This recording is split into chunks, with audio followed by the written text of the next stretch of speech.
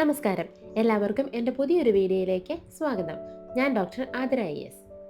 നമ്മുടെ നാട്ടിൽ വളരെ സാധാരണയായി കണ്ടുവരുന്ന എന്നാൽ അതിലേറെ തെറ്റിദ്ധാരണകൾ നിലനിൽക്കുന്ന ഒരു ആരോഗ്യ പ്രശ്നത്തെക്കുറിച്ചാണ് ഇന്ന് നമ്മൾ സംസാരിക്കുന്നത്. മഞ്ഞപ്പിത്തം ഓർ ജോണ്ടിസ്.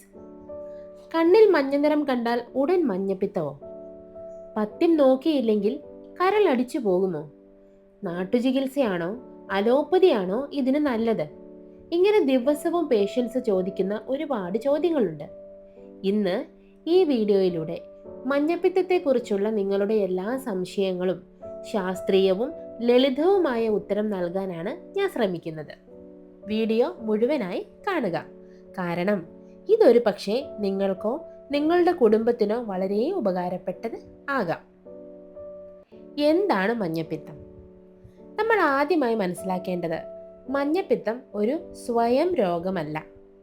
അത് നമ്മുടെ ശരീരത്തിൽ, പ്രത്യേകിച്ച് കരളിന് എന്തോ ഒരു തകരാറിലായി എന്ന് കാണിക്കുന്ന ഒരു ലക്ഷണമാണ്, അതായത് സിംറ്റമാണ്. നമ്മളുടെ രക്തത്തിൽ ചുവന്ന രക്താണുക്കൾ, അതായത് RBC ഉണ്ട്. ഇവയുടെ ആയുസ് 120 ദിവസമാണ്. അതിനുശേഷം ഇവ സ്വാഭാവികമായി നശിക്കുമ്പോൾ ഉണ്ടാകുന്ന മഞ്ഞ നിറത്തിലുള്ള ഒരു പദാർത്ഥമാണ് ഈ ബിലിറുബിൻ. സാധാരണ അവസ്ഥയിൽ നമ്മുടെ കരൾ ഈ ബിലിറുബിനെ സംസ്കരിച്ച് മലത്തിലൂടെയും മൂത്രത്തിലൂടെയും ശരീരത്തിൽ നിന്നും പുറന്തള്ളപ്പെടുന്നു.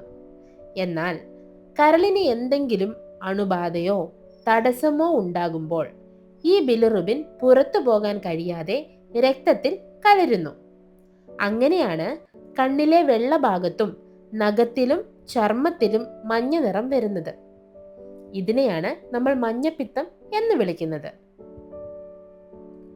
മഞ്ഞപ്പിത്തം വരാനുള്ള കാരണങ്ങൾ എന്തൊക്കെയാണെന്ന് നമുക്ക് നോക്കാം. മഞ്ഞപ്പിത്തം പ്രധാനമായും 3 തരത്തിലുള്ള കാരണങ്ങൾ കൊണ്ടാണ് വരുന്നത്. ഹെപ്പറ്റൈറ്റിസ് വൈറസുകൾ, അതായത് ഹെപ്പറ്റൈറ്റിസ് A ആൻഡ് E, നമ്മൾ കഴിക്കുന്ന മലിനമായ വെള്ളത്തിലൂടെയും ഭക്ഷണത്തിലൂടെയുമാണ് ഇത് പകരുന്നത്. നമ്മുടെ നാട്ടിൽ കാണുന്ന 80% മഞ്ഞപ്പിത്തവും ഇതാണ്. ഹെപ്പറ്റൈറ്റിസ് B ആൻഡ് C, അണുബാധയുള്ള രക്തം, സുരക്ഷിതമല്ലാത്ത ലൈംഗിക ബന്ധം, ഉപയോഗിച്ച സൂചികൾ എന്നിവ വഴി പകരുന്നതാണ്. ഇത് കുറച്ചുകൂടി ഗുരുതരമാണ്. മദ്യപാനം, ആൽക്കഹോളിക് ലിവർ ഡിസീസ്. അമിതമായ മദ്യപാനം കരളിന്റെ പ്രവർത്തനത്തെയും തളർത്തുകയും മഞ്ഞപ്പിത്തത്തിലേക്ക് അവ നയിക്കുകയും ചെയ്യുന്നു. നെക്സ്റ്റ് വൺ, തടസ്സങ്ങൾ, അതായത് ഒബ്സ്ട്രക്റ്റീവ് ജോണ്ടിസ്. പിത്താശയത്തിലെ കല്ലുകൾ, അതായത് ഗോൾ സ്റ്റോൺസ്, അല്ലെങ്കിൽ അർബുദം കാരണം പിത്തനാളി അടഞ്ഞു പോകുമ്പോഴുണ്ടാകുന്ന അവസ്ഥയാണിത്. ഇതുകൂടാതെ എലിപ്പനി, അതായത് ലെപ്റ്റോസ്പൈറോസിസ്, ചിലതരം മരുന്നുകളുടെ പാർശ്വഫലങ്ങൾ എന്നിവ കൊണ്ടും മഞ്ഞപ്പിത്തം വരാം. ഇനി ഇവയുടെ ലക്ഷണങ്ങൾ എന്തെല്ലാമാണെന്ന് നോക്കാം. കണ്ണുകളിലും ചർമ്മത്തിലും കാണുന്ന മഞ്ഞ നിറം, കടും മഞ്ഞ അല്ലെങ്കിൽ തവിട്ടു നിറത്തിലുള്ള മൂത്രം, കടുത്ത ക്ഷീണവും വിശപ്പില്ലായ്മയും, ഓക്കാനവും ഛർദിയും, വയറിന്റെ വലതുഭാഗത്ത്, അതായത് കരളിന്റെ ഭാഗത്ത് ചെറിയ വേദന, ചർമ്മത്തിൽ വിട്ടുമാറാത്ത ചൊറിച്ചിൽ. ഈ ലക്ഷണങ്ങൾ കണ്ടാൽ സ്വയം ചികിത്സ നൽകാതെ ഉടൻ തന്നെ ഒരു വിദഗ്ധ ചികിത്സകനെ കാണിക്കുകയും രക്തപരിശോധന നടത്തുകയും ചെയ്യേണ്ടതാണ്. എന്തുകൊണ്ടാണ് നമ്മൾ പഥ്യം നോക്കേണ്ടത് എന്ന് നോക്കാം.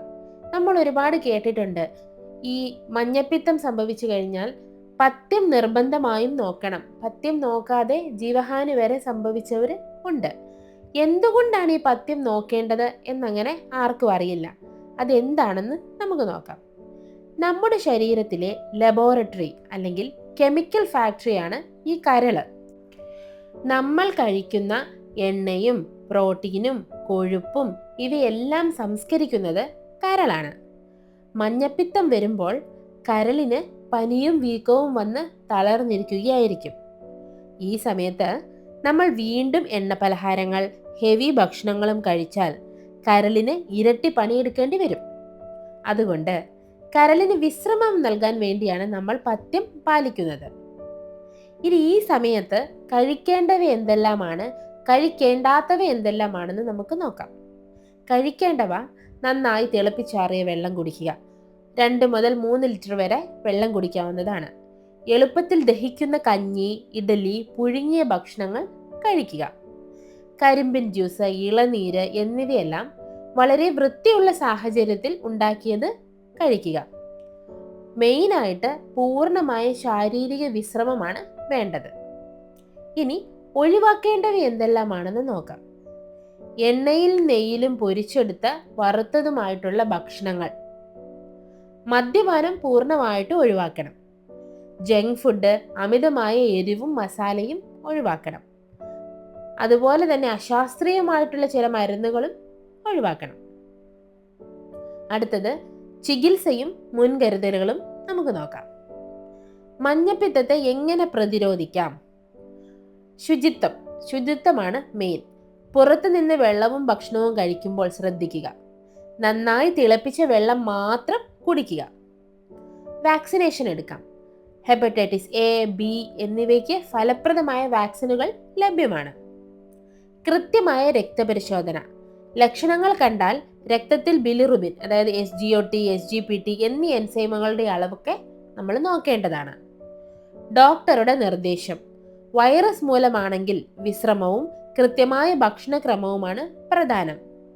തടസ്സങ്ങൾ മൂലമാണെങ്കിൽ, അതായത് ഗോൾ സ്റ്റോൺസ് ഒക്കെ കാരണം ഉണ്ടാവുന്നതാണെങ്കിൽ സർജറി എല്ലാം വേണ്ടി വന്നേക്കാം. അതെല്ലാം അതാത് ഡോക്ടർ പറയുന്നതനുസരിച്ച് ചെയ്യേണ്ടവയാണ്. ഈ മഞ്ഞപ്പിത്തം കണ്ട് പേടിക്കേണ്ടതൊന്നല്ല, എന്നാൽ നിസ്സാരമായി തള്ളിക്കളയാനും സാധിക്കില്ല. കൃത്യസമയത്ത് അത് കണ്ടെത്തി നല്ല വിശ്രമവും പഥ്യവും എടുത്ത് കരൾ സ്വയം സുഖപ്പെടും. മഞ്ഞപ്പിത്തത്തെക്കുറിച്ചുള്ള ഈ വിവരങ്ങൾ നിങ്ങൾക്ക് ഉപകാരപ്പെട്ടു എന്ന് ഞാൻ കരുതുന്നു. നിങ്ങളുടെ സംശയങ്ങൾ താഴെ കമന്റ് ബോക്സിൽ ചോദിക്കാവുന്നതാണ്. നിങ്ങളുടെ കൂട്ടുകാർക്കും കുടുംബാംഗങ്ങൾക്കും ഈ വീഡിയോ ഷെയർ ചെയ്ത് നൽകുക. മറ്റൊരു ആരോഗ്യ വിഷയവുമായി നാളെ കാണാം. നന്ദി, നമസ്കാരം.